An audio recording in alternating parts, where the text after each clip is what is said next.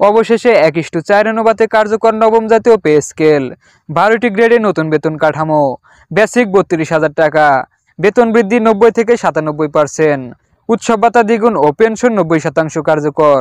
বিস্তারিত আপডেট থাকছে আজকের এই ভিডিওতে। প্রিয় সরকারি চাকরিজীবী মহোদয়গণ, আপনারা যদি আমার এই চ্যানেলে নতুন দর্শক হয়ে থাকেন তাহলে দয়া করে আমার এই চ্যানেলটিকে সাবস্ক্রাইব করে ভিডিওতে লাইক করে দেন নবম জাতীয় পে স্কেলের আপডেট সবার আগে পেতে।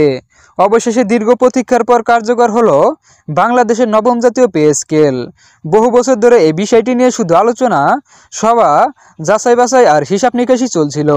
নানা পর্যায়ের প্রস্তাব, নীতিমালা, সংশোধন এগুলো সব পেরিয়ে আজ সরকারিভাবে আনুষ্ঠানিক ঘোষণা এসেছে। আর সেই ঘোষণায় আজ তৈরি করেছে দেশের প্রশাসনিক ইতিহাসে একটি নতুন অধ্যায়। নতুন এই বেতন কাঠামো অনুমোদন ও ঘোষণা হয়েছে প্রধান উপদেষ্টা ডক্টর মোহাম্মদ ইউনূসের সরাসরি তত্ত্বাবধানে।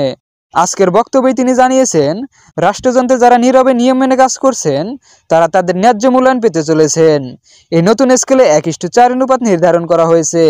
আগের তুলনায় এই অনুপাত আরও ভারসাম্যপূর্ণ এবং বাস্তব আর প্রয়োজনের সাথে বেশি সামঞ্জস্যপূর্ণ বলে মনে করছেন সকল পর্যবেক্ষণ ও অর্থনীতিবিদ।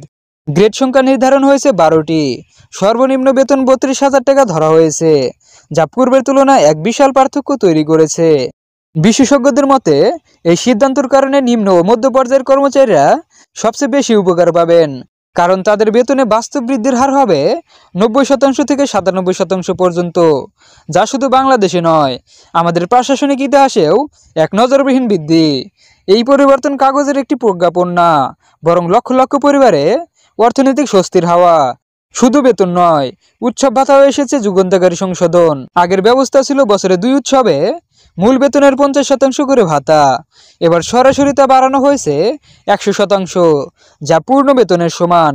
সরকারি অফিসে এটাই এখন সবচেয়ে আলোচিত অংশ, কারণ এখন ঈদের সময় আর হিসাব কষা, শতাংশ গণনা এসব নিয়ে আর দুশ্চিন্তা নেই, কারণ তোমার মাসিক বেতনের সমান উৎসব ভাতা সরাসরি পাওয়া যাবে। পেনশনে এসেছে বড় সংস্কার। আগে সর্বোচ্চ পেনশন সুবিধা ছিল 80%, এবার তা বাড়িয়ে 90% করা হয়েছে। তাছাড়া পেনশন সম্পূর্ণ ডিজিটাল সিস্টেমে রূপান্তরের সিদ্ধান্ত নেওয়া হয়েছে, অর্থাৎ অবসরের পর আর কারো বছর বছর দৌড়াদৌড়ি, আবেদন, ডকুমেন্ট জমা এসব করতে হবে না। নির্ধারিত তথ্য ভাণ্ডার অনুযায়ী সরাসরি প্রাপ্য অর্থ চলে যাবে হিসাবভুক্ত ব্যবস্থা অনুযায়ী। প্রধান উপদেষ্টা আজকের ঘোষণায় খুব স্পষ্টভাবে বলেছেন, এটি কারো প্রতি উপহার নয়, এটি তাদের ন্যায্য প্রাপ্য। তিনি আরও বলেছেন, দুর্নীতিকে জায়গা দেব না, দক্ষতা আর নৈতিকতাই হবে নতুন প্রশাসনের পরিচয়। এই সিদ্ধান্ত বাস্তবায়নে সরকারের অতিরিক্ত খরচের হিসাব প্রায় 85,000 কোটি টাকা। কিন্তু অর্থনীতিবিদদের মতে এটি বোঝা নয়, বরং এটি মানব সম্পদ বিনিয়োগ।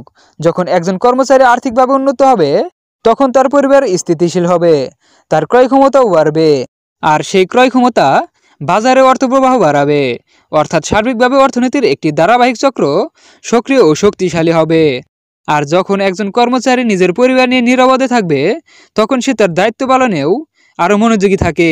ফলে পুরো প্রশাসনিক মিশনারিতে কর্মদক্ষতা বৃদ্ধি পায়। প্রজ্ঞাপনে আরও বলা হয়েছে, ডিসেম্বর থেকে শুরু হবে মাঠ পর্যায়ে বাস্তবায়ন, কার্যক্রম ও সমন্বয়। আর আগামী জানুয়ারি থেকে পুরোপুরি কার্যকর হবে নতুন স্কেল। জনপ্রশাসন মন্ত্রণালয়, অর্থ মন্ত্রণালয় ও হিসাব রক্ষণ শাখা ইতিমধ্যে যৌথভাবে কাজ শুরু করেছে, যাতে কোনো বিলম্ব তৈরি না হয়। প্রধান উপদেষ্টা কঠোর নির্দেশ দিয়েছেন, নির্ধারিত সময়ে নতুন বেতন স্কেল কার্যকর হবে, কোনো অজুহাত গ্রহণযোগ্য হবে না। বেতন ছাড়াও বিভিন্ন ভাতা ও সুবিধায় এসেছে পরিবর্তন। চিকিৎসা ভাতা প্রায় 50% বৃদ্ধি, বাড়ি ভাড়া ভাতা শহর ও জেলার শ্রেণী অনুযায়ী পুনর্নির্ধারণ, যাতায়াত ভাতা আগের তুলনায় অনেক বেশি বাস্তবসম্মত করে সাজানো হয়েছে। সরকারি অফিসের করিডোরগুলোতে এখন এক ধরনের আনন্দ, হালকা উত্তেজনার মিশ্র অনুভূতি। অনেকে বলেছেন, বছরের পর বছর শুধু আমাদের প্রতিশ্রুতি দেওয়া হয়েছে, আজ অবশেষে সেটা বাস্তবে দেখতে পাচ্ছি।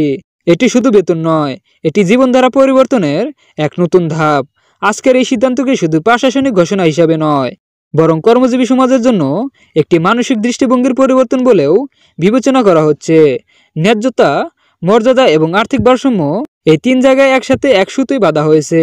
এবং প্রধান উপদেষ্টার শেষ বাক্যটি সবার মনে গেঁথে গেছে, সুখী কর্মচারী মানে উন্নত প্রশাসন, আর উন্নত প্রশাসনে গড়ে তোলে শক্তিশালী বাংলাদেশ। আজকের দিন তাই কাগজে কিছু সংখ্যার ঘোষণা নয়, আজকের দিন লক্ষ লক্ষ মুখে নতুন হাসি, নতুন স্বস্তি, নতুন ভবিষ্যতের প্রতিশ্রুতি।